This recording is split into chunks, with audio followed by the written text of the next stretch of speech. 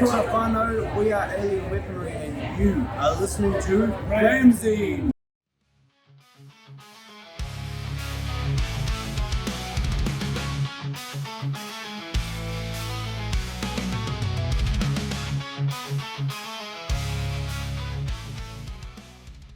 We're rolling. This is Lamestream Lydia. We're here for Ramsey. We're at Download. It is the last day. It's Sunday, and we're here with Alien Weaponry. How are we doing, guys? Yeah, not too bad, not too bad. Pretty happy. Played a main set to heaps of people. Yeah, it's been a good day so far. Nice and early, done nice and early, which means we get to hang out for the rest of the day.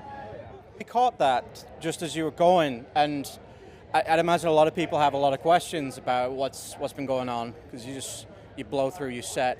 It's a new experience for everyone. How do you feel about introducing all this culture to ostensibly the opposite side of the world?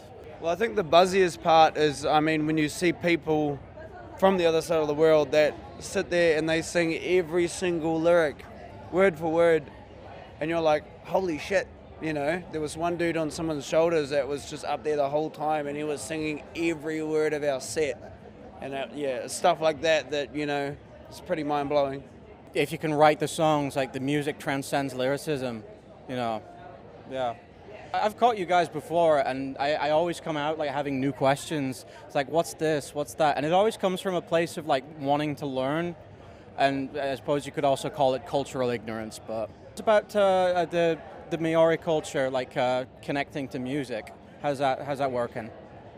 Yeah, well, obviously it's derived from New Zealand, and I guess when we first started writing songs in Māori, we didn't quite know how it would go, because generally speaking, Māori and heavy metal weren't really associated in the same circles, but I feel like it works better than we could have imagined, metal's quite a guttural, I don't like to use the word tribal, but it's got that kind of oomph, that goes along with a lot of aspects of Māoridom, whether it be haka or waiata, or even the harmonies that we do in our songs, We try and incorporate all sorts of different flavours from Māoridom into what we do.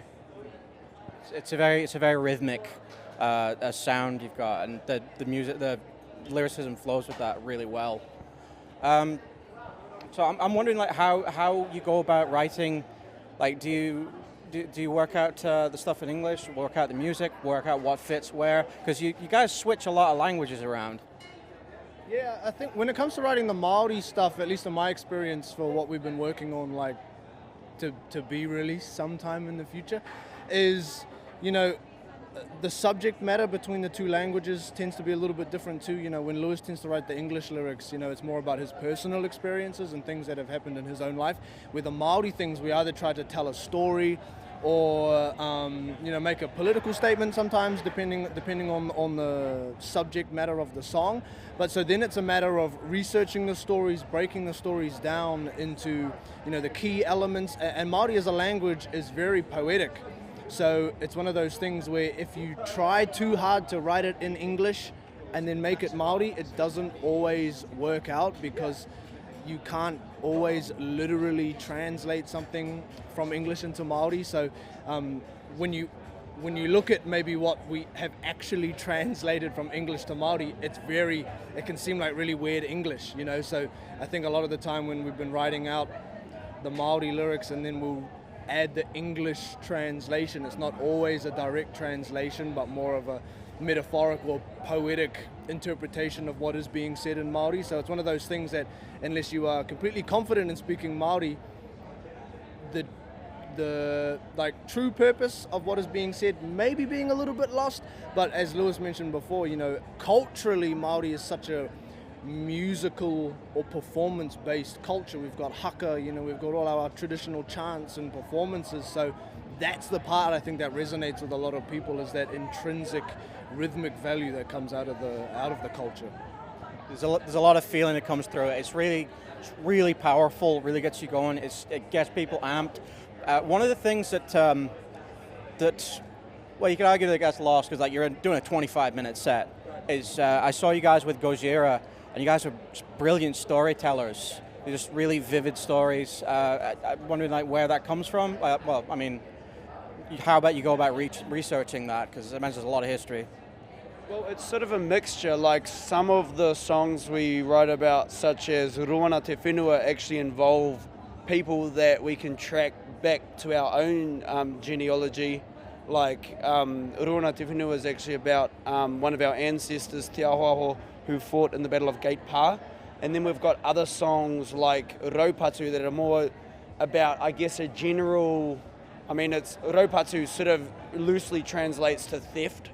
And it's about sort of all the land wars and how the British basically managed to steal all the Māori's land, whether it be through bills passed by the colonial government or whether it be through warfare. So it really varies from song to song, but I feel like if you try and close your box to where you draw your ideas from, then you end up, I guess, limiting what you can write about. Okay, so that's great. You guys have been over in the UK a few times. We caught you with Gojira a few years back. There's the show in London. That's, I don't know if it's been or if it's coming. On Tuesday. Yeah. Tuesday. It's not sold out. It's Tuesday. You know, I have no idea if this goes live then, but if you were there, awesome. If not, ooh. Well, we'll hope you come back sometime in the north. I'm wondering, like, how are you getting on with the UK culture? Have you had any crazy culture shocks going on? Have you been around Download around lately? Well, I think a big thing about the UK, Māori were colonized by Britain, so like a lot of New Zealand culture is a byproduct of both Māoridom and Britain. So, we get all the fish and chips, and we've got all the pies, and we've got the drinking culture, like it's all the stuff that there's not too much of a shock here, but the only thing I would say is our food tastes much, much better. Careful with that one. And I'd imagine it's cheaper here, but then I can wear a Download. Yeah. All right. So what's coming up next in the future for you guys? That annoying question. So, we're not allowed to talk about it, but there's things happening, potential new music happening soon in the near future. We don't have dates, we don't have any timelines yet, but it's soon. Keep watching. Someday, sometime, someday soon, something will happen. We're brewing stuff. Yeah. We're making the tea. All right. And when the tea's ready to be spilled, Ramsey's going to be there to drop it.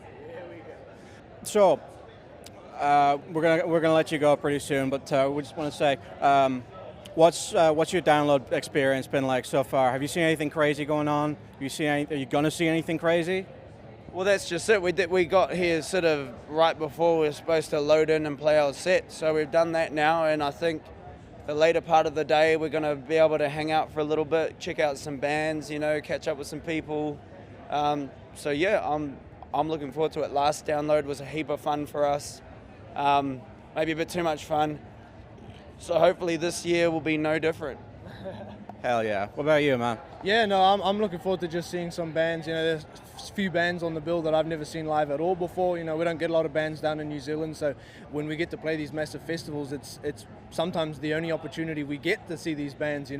But so far, yeah, like Lewis said, we got here relatively early. We had a humongous drive from the Czech Republic yesterday to get here, so we arrived basically dead on load-in time, and the experience so far has just been mud. Lots and lots of mud. We bought our wellies for the occasion. We did. Yeah, we stopped off just before the ferry to make sure we picked up the wellies. Hopefully the worst is coming. You see the sun shining through, indoors with no windows, but yeah, there's sun going on. There's fun going on, and if you hurry, you catch Parkway Drive. Parkway Drive, secret set. Yeah. All right. I think we're done, but just one last thing before we go. We at Ramsey, we talk about heavy stuff, but we also have stupid stuff. I wondered if you could sign this for me, please. Of course, bro, of course. There you go. Got a pen as well. There you go. Predator. The Predator. You son of a bitch. All right. Get to the chopper. That's all. Because everyone has a bad Arnold impression. Yeah. The man is... We're We're gonna get one. This is Ramseen. Put the cookie down. All right. Thank you so much, brother. Thank you, sir. Thank you, sir.